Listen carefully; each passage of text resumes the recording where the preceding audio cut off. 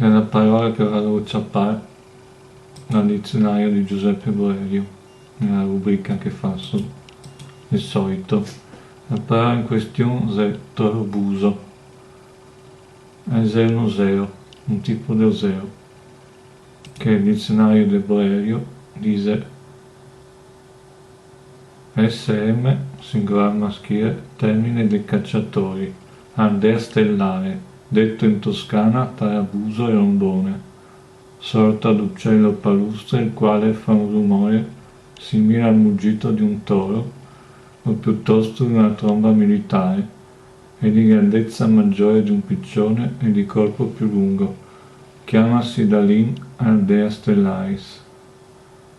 Lin sarebbe il naturalista che va sempre a menzionare il dizionario di Giuseppe Boerio.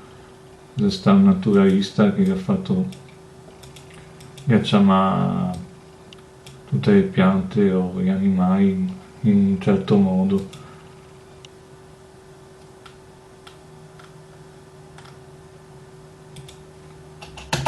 E lo dice anche agli altri dizionari, quello dei Gaepini e Pietro Contarini, dice tarabuso, uccello palustre che fa un rumore simile al muggito di un toro.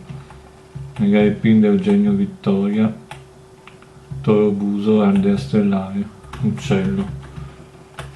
E poi naturalmente lo traducesto intanto in inglese e in francese, tutta la spiegazione del dizionario di Giuseppe Boerio.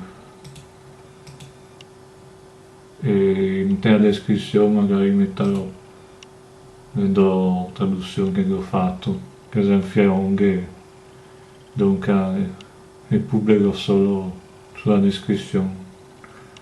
Dunque ci vediamo al prossimo video, se vi piace mettete mi piace e iscrivetevi se vuoi al canale.